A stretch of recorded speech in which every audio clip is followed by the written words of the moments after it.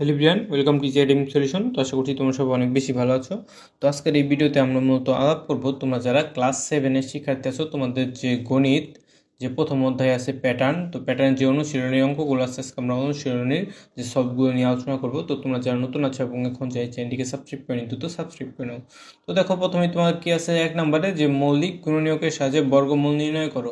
তো এটা তোমাদের কোথায় আছে, এটা করার জন্য আমরা তোমাদের যে উদাহরণের অঙ্কগুলো আছে সেগুলো জাস্ট একটু দেখিয়ে নিচ্ছি। তো এটা করার জন্য তোমার কি করতে হবে, দেখো যে সংখ্যাটাকে যে বলবে যে মৌলিক গুণনীয়কের সাহায্যে বের করো, এটাকে আগে দেখবে যে কোন মৌলিক গুণনীয়কগুলো দ্বারা গুণ করলে এগুলো পাই। তো এখানে আমরা 4টা যে 2 আছে, 2 কিন্তু মৌলিক সংখ্যা, জানোই 4টা 2 গুণ করলে আমরা এই 16কে পাই। তো আমরা এগুলো কি করলাম, যে 2 ভাগে ভাগ করে নিলাম, জোড়া জোড়া করে নিলাম। তো প্রত্যেকটা জোড়া থেকে আমরা একটা করে সংখ্যা নেব। যেখানে 2 জোড়া 2 আছে, আমরা এখানে কি করছি, এই এক জোড়া থেকে একটা 2 নিয়েছি, এক জোড়া থেকে একটা নিয়েছি, তো আমাদের কত হলো 4।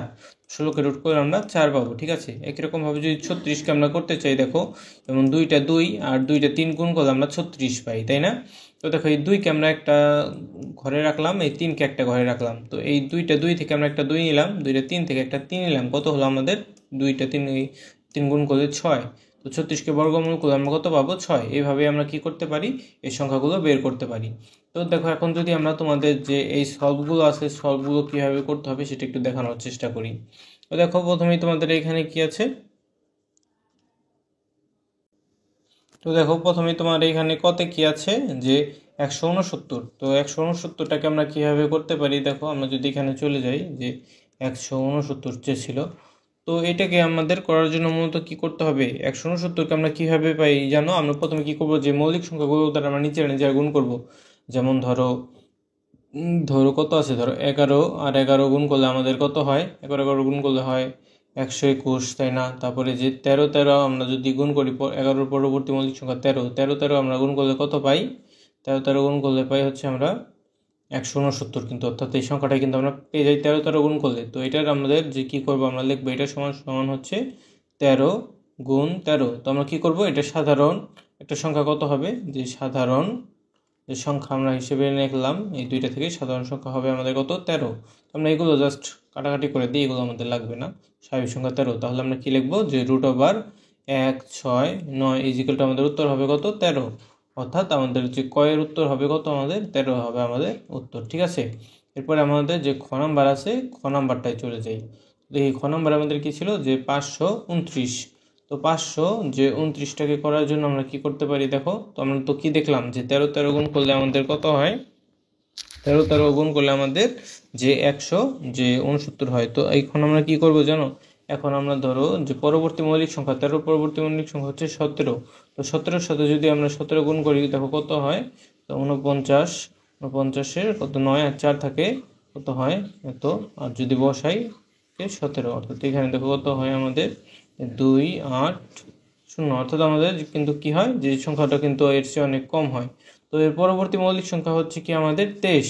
আমরা যদি 23 আর 23 গুণ করি, আমরা কি দেখব, দেখো 23 আর 23 যদি আমরা গুণ করি, তাহলে কিন্তু আমরা এই যে 529টা পেয়ে যাই। তাহলে আমরা কি লিখতে পারি, 529 সমান সমান, মানে 529 সমান সমান আমরা কিন্তু এই যেটাই লিখতে পারি, সমান 23। তো সাধারণ সংখ্যা এখানে কত আছে আমাদের, এখানে আমরা কি লিখবো, এখানকার সাধারণ সংখ্যা কত আমাদের, এখানকার সাধারণ সংখ্যা হচ্ছে আমাদের 23। তাহলে সুতরাং আমরা এখানে লিখতে পারি √529 সমান সমান কত হবে আমাদের 23। অর্থাৎ এই যে 529-এর বর্গমূল কত হবে, বর্গমূল হবে আমাদের কত, এখানে যে 529-এর বর্গমূল হবে 23। ঠিক আছে, এটা হবে আমাদের খ নাম্বারটার উত্তর। আমরা যদি এখন গ নাম্বারে চলে যাই, দেখি গ নাম্বারটায় আমাদের কি বলা হয়েছিল, যে 1521। কিন্তু অনেক বড় একটা সংখ্যা, যে 1521।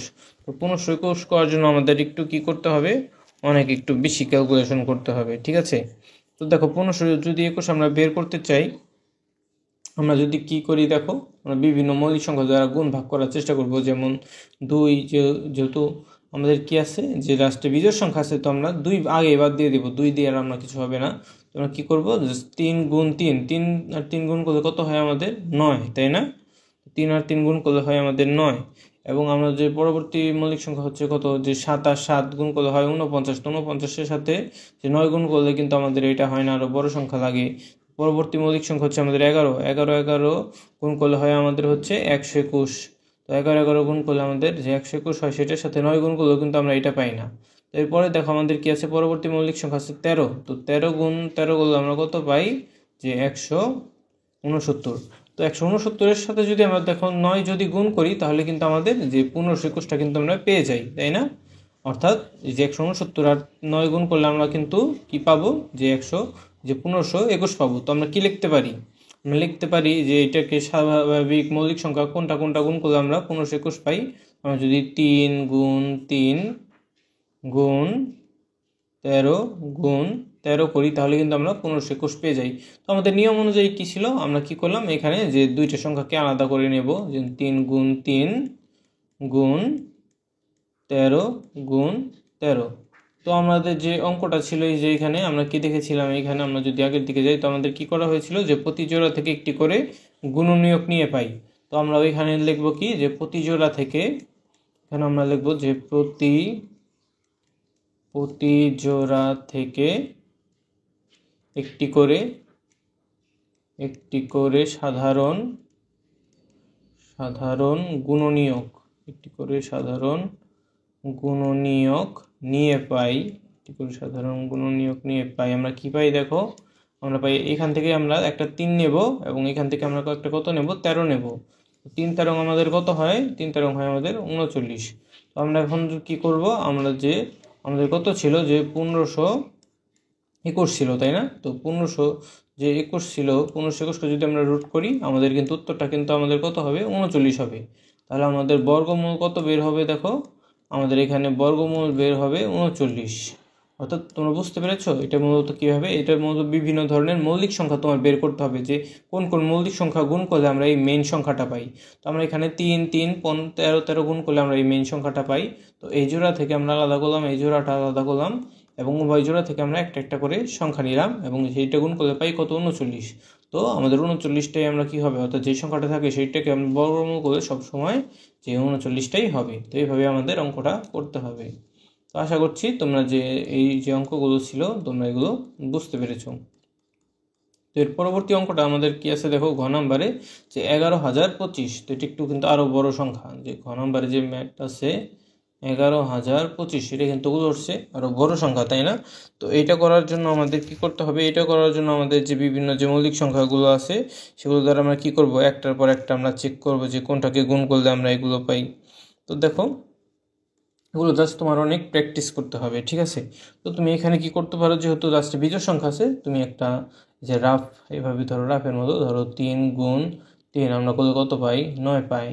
এরপর পরবর্তী মৌলিক সংখ্যা আমাদের কত, যে 5 গুণ 5 এটা করলে কত পাই আমরা, 25। এর পরবর্তী মৌলিক সংখ্যা 7 গুণ 7 কত হয় আমাদের, 49। এর পরবর্তী মৌলিক সংখ্যা আমাদের কত, 11 গুণ 11 121। আমরা এইভাবে কি করব, অনেকগুলো মৌলিক সংখ্যা আমরা এইভাবে সুন্দর মতো লিখে রাখবো, ঠিক আছে? পরবর্তী মৌলিক সংখ্যা 13 গুণ 13 কত হয় আমাদের, যে 169। তো এইভাবে কি করব, আমরা বিভিন্ন মৌলিক সংখ্যা এইভাবে লিখব।